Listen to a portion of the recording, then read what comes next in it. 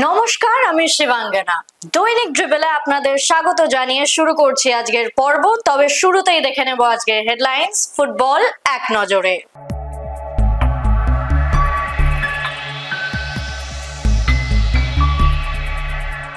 সবুজ মেরুনে লোবেরা, শুরু হলো সন্তোষের ট্রায়াল। জেলা থেকে উঠুক প্রতিভা, বলছেন হেড স্যার। অনুশীলনে জোর দিচ্ছে coach Rinku Ghosh. Kanyashree cup premier B এর মিটিং আইএফএ তে। চলে আসি বিস্তারিত খবরে। ওড়িশা এফসি ছেড়ে দলের নতুন প্রধান কোচ হিসাবে সার্জিও লোবেরার আগমনের সঙ্গেই মোহনবাগানের সিনিয়র দলের অনুশীলন শুরুর দিনক্ষণ চূড়ান্ত হয়ে গেল। প্রায় এক মাসের বিরতির পর আগামী 30শে নভেম্বর রবিবার কোচ সার্জিও লোবেরার তত্ত্বাবধানে অনুশীলন শুরু করবে মোহনবাগান দল। আজ থেকে শুরু হলো সন্তোষ ট্রফির জন্য বাংলা দলের ট্রায়াল। আজ জেলা এবং প্রথম ডিভিশনের ক্লাব থেকে আগত ছেলেদের নিয়ে ট্রায়াল হয়। আসুন দেখে নিই সেই মুহূর্ত।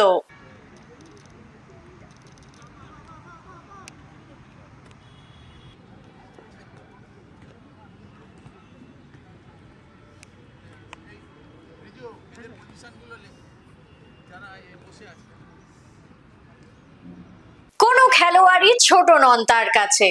জেলা থেকে উঠে আসতে পারে অজানা প্রতিভা, এমনটাই মনে করছেন বাংলা দলের head sir Sanjay Sen. Trial শেষে কথা বলেছিলেন আমাদের সাথে, কি জানালেন তিনি শুনে নেব।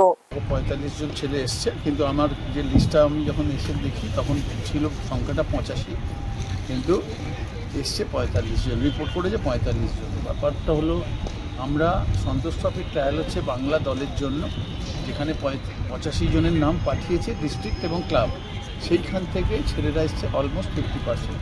তাহলে বোঝা যাচ্ছে তাদের কতটা সিরিয়াসনেস, বা কী কারণে আসেনি সেটা তো আমি জানি না, সুতরাং কমেন্টস করতে পারবো না। কিন্তু যেখানে 85 জনের নাম 45 জন আসছে, আমরা বাংলার ফুটবল করে চেঁচাই, ভারতীয় ফুটবল করে চেঁচাই, তো এই জায়গাটা একটা ভাবার ব্যাপার।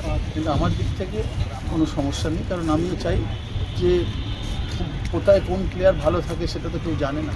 এখান থেকেই যদি একজন দুজন ভালো প্লেয়ার পাওয়া যায় সেটাও তো বাংলার পক্ষে ভালো। কিন্তু একটা দিন সবে হয়েছে, 45 জন ছেলে এসছে। আমরা যতটুকু সম্ভব এক একটা দলকে 30 থেকে 35 মিনিট, কোনো ছেলেকে 45 মিনিট, কোনো ছেলেকে 50 মিনিট, 60 মিনিটও সময় দেওয়া হয়েছে তারা নিজেদেরকে প্রমাণ করার জন্য। দেখা যাক, আরও দুদিন তাদেরকে দেওয়া যাবে। তারপরে তো আরও যাদেরকে স্পটাররা সিলেক্ট করেছে, এক এক করে যখন আসবে সেটা আরও সিলেকশন প্রসিডিউর চলবে কয়েকটা দিন। দিদি শুধুমাত্র ফার্স্ট ডিভিশন এবং জেলার খেলোয়াড়দেরকে নিয়ে সেরকমই আমাদের কথা আছে।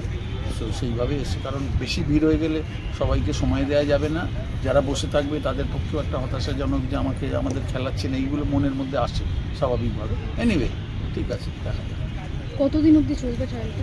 এখন চলবে, এখন মোটামুটি 30 তারিখ থেকে আরও মানে প্রিমিয়ার ডিভিশনের যারা খেলোয়াড়েরা আসবে, এবং সিলেকশন করতে গেলে তো আরও মোটামুটি 3-4 দিন, 5 দিন, 6 দিন লাগবে। আরও দেখা যাক, সেটা সংখ্যাটার উপর নির্ভর করবে।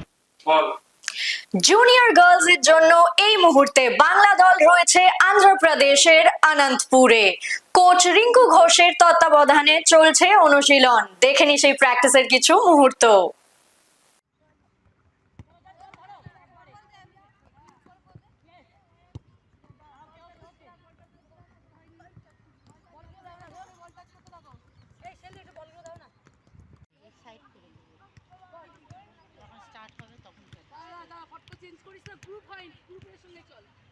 আজ কন্যাশ্রী কাপ প্রিমিয়ার বি ডিভিশনের ক্লাবগুলোকে নিয়ে মিটিং এ বসেছিলেন আইএফএ কর্তারা। এক ঝলকে দেখে নেব কি হলো আজকের মিটিং এ। এবং আমরা কথা বলেছিলাম উইমেন্স কমিটি মেম্বার জিনিয়া রায়চৌধুরীর সঙ্গে। কি বলছেন তিনি শুনে নেব একবার। কন্যাশ্রী কাপের প্রিমিয়ার বি এর মিটিং হলো আজকে। তো মোটামুটি যা ডিসিশন হলো যে আমাদের খেলাটা সামনের মাসে, মানে ডিসেম্বর মাসে 26 তারিখ থেকে শুরু হবে। আর রেজিস্ট্রেশনও কবে অবধি হবে তার একটা টাইমিং ফিক্সড হয়েছে।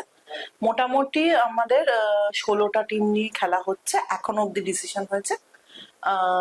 বাকি হচ্ছে যেরকম গ্রুপ লিগটা যেরকম চলে সেরকমই হবে। আর যে ভোট আমাদের লটারি হয় সেটা নেক্সট মিটিং হবে।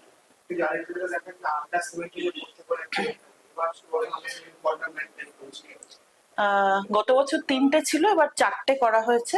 মিটিং এ প্রস্তাব একটু বেশি রাখা হয়েছিল, কিন্তু সকলের সম্মতি অনুযায়ী 4টে করা হয়েছে। হ্যাঁ, কবে থেকে শুরু আমি বলে দিয়েছি। শুরু হচ্ছে সামনের মাসে 26 তারিখ থেকে খেলা শুরু হচ্ছে। নিচ্ছি একটা ছোট্ট বিরতি, ফিরছি কিছুক্ষণের মধ্যেই।